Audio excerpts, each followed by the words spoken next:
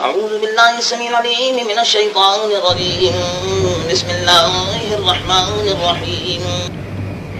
قال فما خطبكم أيها المرسلون قالوا إنا أرسلنا إلى قوم مجرمين لنرسل عليهم حجارة من طين مسومة عند ربك للمسرفين فأخرجنا من كان فيها من المؤمنين فما وجدنا فيها غير بيت من المسلمين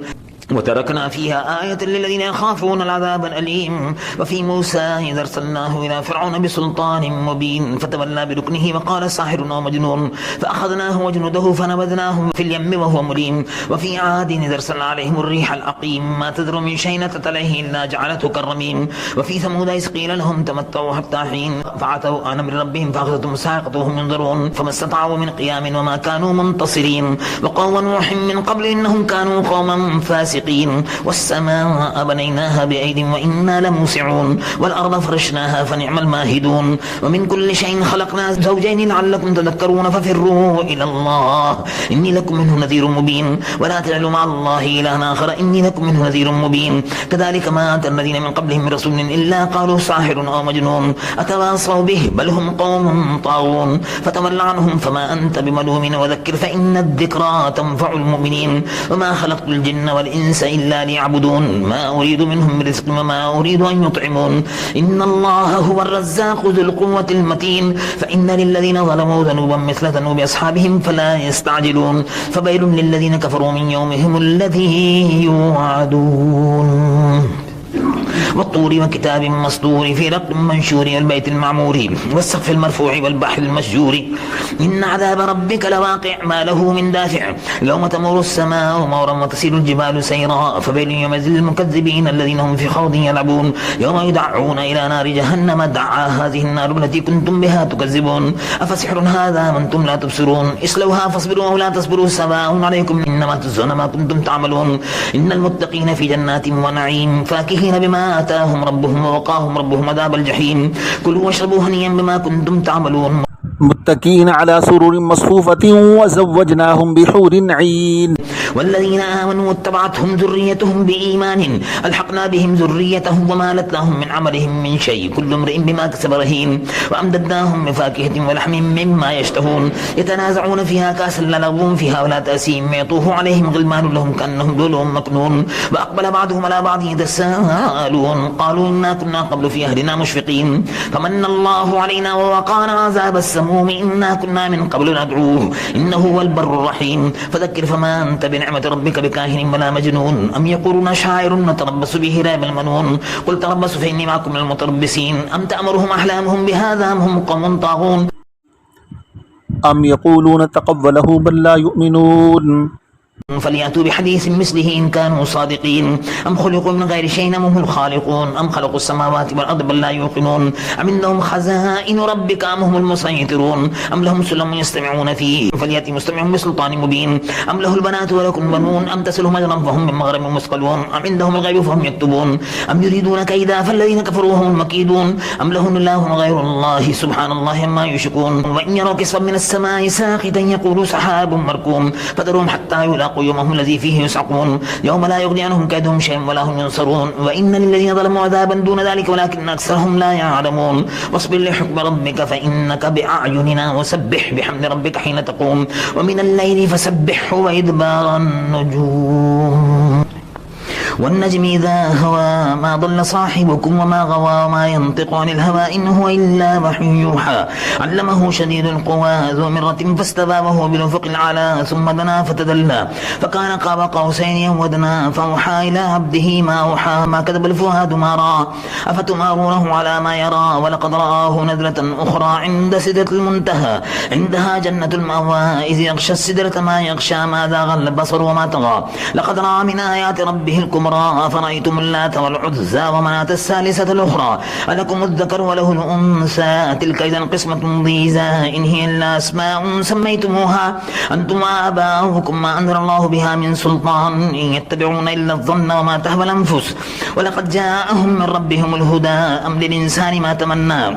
فلله الآخرة والأولى وكم من ملك في السماوات لا تغني شفاعتهم شيئا إلا من بعد أن يأذن الله لمن يشاء ويرضى إن الذين لا يؤمنون بالآخرة ليسمون الملائكة تسمية الأنثى وما لهم به من علم إن يتبعون إلا الظن وإن الظن لا يغني من الحق شيئا فأعرض من تولى عن ذكرنا ولم يرد للحياة الدنيا ذلك مبلغهم من العلم إن ربك هو أعلم بمن ضل عن سبيله وهو أعلم بمن اهتدى ولله ما في السماوات وما في الأرض ليجزي الذين أساءوا بما عملوا ويجزي الذين أحسنوا بالحسنى الذين يجتنبون كبائر الإثم والفواحش إلا اللمم إن ربك واسع المغفرة هو أعلم بكم إذا أنشأكم من الأرض وإذا أنتم أجنة في بطون أمهاتكم فلا تزكوا أنفسكم هو أعلم بمن اتقى أفرأيت الذي تولى وأعطى قليلا وأكدى عنده علم الغيب فهو يرى أم لم ينبأ بما في صحف موسى وإبراهيم الذي وفى ألا تزر وازرة وزر أخرى وأن ليس للإنسان إلا ما سعى وأن سعيه سوف يرى ثم يجزاه الجزاء الأوفى وأن إلى ربك المنتهى وأنه هو أضحك وأبكى وأنه هو ما تباهى وأنه خلق الزوجين الذكر والأنثى من نطفة ذات تمنى وأن عليه النشأة الأخرى وأنه هو أغنى وأقنى وأنه هو رب الشعرى وأنه أهلك عادا الأولى وثمود فما بقى وقوم نوح من قبل إنهم كانوا هم ظلم وأطغى والمؤتفكة أهوى فغشاها ما غشا فبأي آلاء ربك تتمارى هذا نذير من النذر الأولى أزفت الآزفة ليس لها من دون الله كاشفة أفمن هذا الحديث تعجبون وتضحكون ولا تبكون وأنتم سامتون فاسجدوا لله واعبدوا اقتربت الساعة وانشق القمر وإن يروا آية يعرضوا ويقولوا سحر مستمر وكذبوا واتبعوا أهواءهم وكل أمر مستقر ولقد جاءهم من الأنباء ما فيه مزدجر حكمة بالغة فما تغني النذر فتول عنهم يوم يدعى إلى شيء نكر خش عن أبصارهم يخرجون من الأجداث كأنهم جراد منتشر مهطعين إلى الداعي يقول الكافرون هذا يوم عسر كذبت قبلهم قوم نوح فكذبوا عبدنا وقالوا مجنون مزدجر فدعا ربه أني مغلوب فانتصر ففتحنا أبواب السماء بماء منهمر وفجرنا الأرض عيونا فالتقى الماء على أمر قد قدر وحملناه على ذات ألواح ودسر تجري بأعيننا جزاء لمن كان كفر ولقد تركناها آية فهل من مدكر فكيف كان عذابي ونذر ولقد يسرنا القرآن للذكر فهل من مدكر كذبت عاد فكيف كان عذابي ونذر إنا أرسلنا عليهم ريحا صرصرا في يوم نحس مستمر تنزع الناس كأنهم أعجاز نخل منقعر فكيف كان عذابي ونذر ولقد يسرنا القرآن للذكر فهل من مدكر كذب الثمود بالنذر فقالوا أبشرا منا واحدا نتبعه إنا إذا لفي ضلال وسعر أو ألقي الذكر عليهم بيننا بل هو كذاب نشر سيعلمون غدا من الكذاب نشر إنا مرسل الناقة فتنة لهم فارتقبهم واصطبر ونبئهم أن الماء قسمة بينهم كل شرب محتضر فنادوا صاحبهم فتعاطى فعقر فكيف كان عذابي ونذر إنا أرسلنا عليهم صيحة واحدة فكانوا كهشيم المحتضر ولقد يسرنا القرآن للذكر فهل من مدكر كذبت قوم لوط بنذر إنا أرسلنا عليهم حاسبا إلا آل لوط نجيناهم بالسحر النعمة من عندنا كذلك نجزي من شكر ولقد أنزلهم بطشتنا فتماروا بالنذر ولقد راودوه عن ضيفه فتبصنا أعينهم فذوقوا عذابي ونذر ولقد سبحهم بكرة عذاب مستقر فذوقوا عذابي ونذر ولقد يسرنا القرآن للذكر فهل من مدكر ولقد جاء على فرعون النذر كذبوا بآياتنا كلها فأخذناهم أخذ عزيز مقتدر أكفاركم خير من أولئكم أم لكم براءة في الزبر أم يقولون نحن جميع منتصر سيهزم الجمع ويولون الدبر بل الساعة موعدهم والساعة أدهى وأمر إن المجرمين في ضلال مسعور يوم يسحبون في النار على وجوههم ذوقوا مس سقر إنا كل شيء خلقناه بقدر وما أمرنا إلا واحدة كلمح بالبصر ولقد هلكنا أشياعكم فهل من مدكر وكل شيء فعلوه في الزبر وكل صغير وكبير مستطر إن المتقين في جنات ونهر في مقعد صدق عند مليك مقتدر الرحمن علم القرآن خلق الإنسان علمه البيان الشمس والقمر بحسبان والنجم والشجر يسجدان والسماء رفعها ووضع الميزان ألا تطغوا في الميزان وأقيموا الوزن بالقسط ولا تخسروا الميزان والأرض وضعها للأنام فيها فاكهة والنخل ذات الأكمام والحب ذو العصف والريحان فبأي آلاء ربكما تكذبان خلق الإنسان من صلصال كالفخار وخلق الجان من مارج من نار فبأي آلاء ربكما تكذبان رب المشرقين ورب المغربين فبأي آلاء ربكما تكذبان مرج البحرين يلتقيان بينهما برزخ لا يبغيان فبأي آلاء ربكما تكذبان يخرج منهما اللؤلؤ والمرجان فبأي آلاء ربكما تكذبان وله الجبال المنشآت في البحر كالأعلام فبأي آلاء ربكما تكذبان كل من عليها فان ويبقى وجه ربك ذو الجلال والإكرام فبأي آلاء ربكما تكذبان يسأله من في السماوات والأرض كل يوم هو في شأن فبأي آلاء ربكما تكذبان سنفرغ لكم أيها الثقلان فبأي آلاء ربكما تكذبان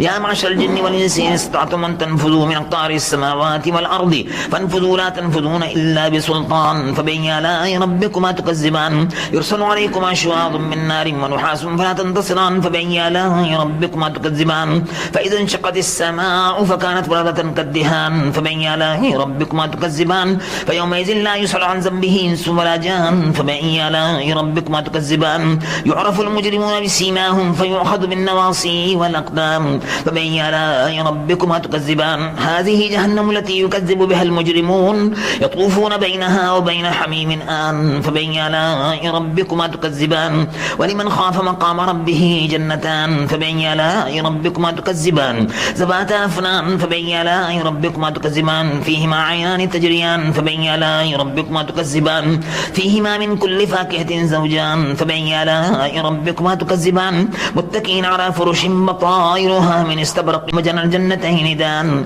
فبأي آلاء ربكما تكذبان فيهن قاصرات الطرف لم يطمسن إنس قبلهم ولا جان فبأي آلاء ربكما تكذبان كأنهن الياقوت والمرجان فبأي آلاء ربكما تكذبان هل جزاء الإحسان إلا الإحسان فبأي آلاء ربكما تكذبان ومن دونهما جنتان فبأي آلاء ربكما تكذبان مدهامتان فبأي آلاء ربكما تكذبان فيهما عينان نضاختان فبأي آلاء ربكما تكذبان فيهما فاكهة ونخل ورمان فبأي آلاء ربكما تكذبان فيهن خيرات حسان فبأي آلاء ربكما تكذبان حور مقصورات في الخيام فبأي آلاء ربكما تكذبان لم يطمسن إنس قبلهم ولا جان فبأي آلاء ربكما تكذبان متكئين على رفرف خضر وعبقري حسان فبأي آلاء ربكما تكذبان تبارك اسم ربك ذي الجلال والإكرام إذا وقعت الواقعة ليس لوقتها كاذبة خافرة رافعة إذا رجت الأرض رجا وبست الجبال بسا فكانت هباء منبسا وكنتم أزواجا ثلاثة فأصحاب الميمنة ما أصحاب الميمنة وأصحاب المشأمة ما أصحاب المشأمة والسابقون السابقون أولئك المقربون في جنات النعيم سلة من الأولين وقليل من الآخرين على سرر موضونة متكئين عليها متقابلين يطوف عليهم ولدان مخلدون بأكواب ماباريق وكأس من معين لا يصدعون عنها ولا ينزفون وفاكهة مما يتخيرون ولحم طير مما يشتهون وحور عين كأمثال اللؤلؤ المكنون جزاء بما كانوا يعملون لا يسمعون فيها لغوا ولا تأثيما إلا قيلا سلاما سلاما وأصحاب اليمين ما أصحاب اليمين في سدر مخضود وطلح منضود وظل ممدود وماء مسكوب وفاكهة كثيرة لا مقطوعة ولا ممنوعة وفرش مرفوعة إنا أنشأناهن إنشاء فجعلناهن أبكارا عربا أترابا لأصحاب اليمين سلة من الأولين وسلة من الآخرين وأصحاب الشمال ما أصحاب الشمال في سموم وحميم وظل من يحموم لا بارد ولا كريم إنهم كانوا قبل ذلك مترفين وكانوا يصرون على الحنث العظيم وكانوا يقولون إذا متنا كنا ترابا وعظاما إنا لمبعوثون آباؤنا الأولون قل إن الأولين والآخرين لمجموعون إلى ميقات يوم معلوم ثم إنكم أيها الضالون المكذبون لآكلون من شجر من زقوم فمالئون منها البطون فشاربون عليه من الحميم فشاربون الشرب الهيم هذا نزلهم يوم الدين نحن خلقناكم فلولا تصدقون أفرأيتم ما تمنون أنتم تخلقونه أم نحن الخالقون نحن قدرنا بينكم الموت وما نحن مسبوقين على أن نبدل أمثالكم وننشئكم فيما لا تعلمون ولقد علمتم النشأة الأولى فلولا تذكرون أفرأيتم ما تحرثون أنتم تزرعونه أم نحن الزارعون لو نشاء لجعلناه حطاما فظلتم تفكهون إنا لمغرمون بل نحن محرومون أفرأيتم الماء الذي تشربون أنتم أنزلتموه من المزن وزنا نحن المنزلون لو نشاء جعلناه وجاجا فلولا تشكرون أفرأيتم النار التي تورون أأنتم أنشأتم شجرتها أم نحن المنشئون نحن جعلناها تذكرة ومتاعا للمقوين فسبح باسم ربك العظيم فلا أقسم بمواقع النجوم وإنه لقسم لو تعلمون عظيم إنه لقرآن كريم في كتاب مكنون لا يمسه إلا المطهرون تنزيل من رب العالمين أفبهذا الحديث أنتم مدهنون وتجعلون رزقكم أنكم تكذبون فلولا إذا بلغت الحلقوم وأنتم حينئذ تنظرون ونحن أقرب إليه منكم ولكن لا تبصرون فلولا إن كنتم غير مدينين ترجعونها إن كنتم صادقين فأما إن كان من المقربين فروح وريحان وجنة نعيم وأما إن كان من أصحاب اليمين فسلام لك من أصحاب اليمين وأما إن كان من المكذبين الضالين فنزل من حميم وتصلية جحيم إن هذا له حق اليقين فسبح باسم ربك العظيم سبح لله ما في السماوات والأرض وهو العزيز الحكيم له ملك السماوات والأرض يحيي ويميت وهو على كل شيء قدير هو الأول والآخر والظاهر والباطن وهو بكل شيء عليم هو الذي خلق السماوات والأرض في 6 أيام ثم استوى على العرش يعلم ما يلج في الأرض وما يخرج منها وما ينزل من السماء وما يعرج فيها وهو معكم أينما كنتم والله بما تعملون بصير له ملك السماوات والأرض وإلى الله ترجع الأمور يولج الليل في النهار ويولج النهار في الليل وهو عليم بذات الصدور آمنوا بالله ورسوله وأنفقوا مما جعلكم مستخلفين فيه فالذين آمنوا منكم وأنفقوا لهم أجر كبير وما لكم لا تؤمنون بالله والرسول يدعوكم لتؤمنوا بربكم وقد أخذ ميثاقكم إن كنتم مؤمنين هو الذي ينزل على عبده آيات بينات ليخرجكم من الظلمات إلى النور وإن الله بكم لرؤوف رحيم وما لكم ألا تنفقوا في سبيل الله ولله ميراث السماوات والأرض لا يستوي منكم من أنفق من قبل الفتح وقاتل أولئك أعظم درجة من الذين أنفقوا من بعد وقاتلوا وكلا وعد الله الحسنى والله بما تعملون خبير من ذا الذي يقرض الله قرضا حسنا فيضاعفه له أجر كريم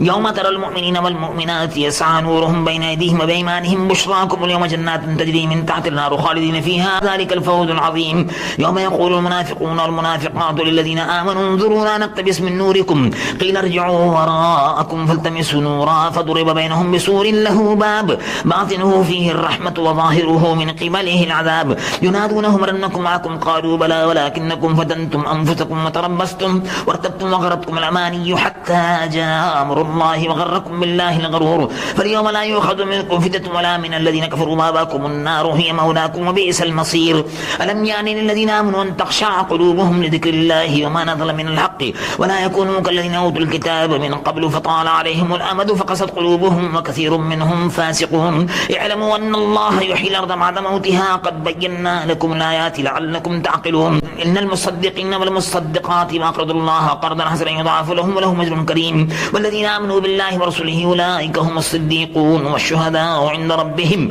لهم أجرهم ونورهم والذين كفروا كذبوا بآياتنا أولئك أصحاب الجحيم اعلموا أنما الحياة الدنيا لعب ولهو وزينة وتفاخر بينكم وتكاثر في الأموال والأولاد كمثل غيث عجب الكفار نباته ثم يهيج فتراه مصفرا ثم يكون حطاما وفي الآخرة عذاب شديد ومغفرة من الله ورضوان وما الحياة الدنيا إلا متاع الغرور سابقوا إلى مغفرة من ربكم وجنة عرضها كأرض السماء والأرض أعدت الذين آمنوا بالله ورسله ذلك فضل الله يؤتيه من يشاء والله ذو الفضل العظيم ما أصاب من مصيبة في الأرض ولا في أنفسكم إلا في كتاب من قبل أن نبرأها إن ذلك على الله يسير لكي لا تأسفوا على ما فاتكم ولا تفرحوا بما آتاكم والله لا يحب كل مختال فخور الذين يبخلون ويأمرون الناس بالبخل ومن يتولى فإن الله هو الغني الحميد لقد أرسلنا رسلنا بالبينات وأنزلنا معهم الكتاب والميزان ليقوم الناس بالقسط وأنزلنا الحديد فيه بأس شديد ومنافع للناس وليعلم الله من ينصره ورسله بالغيب إن الله قوي عزيز ولقد أرسلنا نوحا وإبراهيم وجعلنا في ذريتهما النبوة والكتاب فمنهم مهتد وكثير منهم فاسقون ثم قفينا على آثارهم برسلنا وقفينا بعيسى بن مريم وآتيناه الإنجيل وجعلنا في قلوب الذين اتبعوه رأفة ورحمة ورهبانية ابتدعوها ما كتبناها عليهم إلا ابتغاء رضوان الله فما رعوها حق رعايتها فآتينا الذين آمنوا منهم أجرهم وكثير منهم فاسقون يا أيها الذين آمنوا اتقوا الله وآمنوا برسوله يؤتكم كفلين من رحمته ويجعل لكم نورا تمشون به ويغفر لكم الله غفور رحيم لئلا يعلم أهل الكتاب أن لا يقدرون على شيء من فضل الله وأن الفضل بيد الله يؤتيه من يشاء والله ذو الفضل العظيم.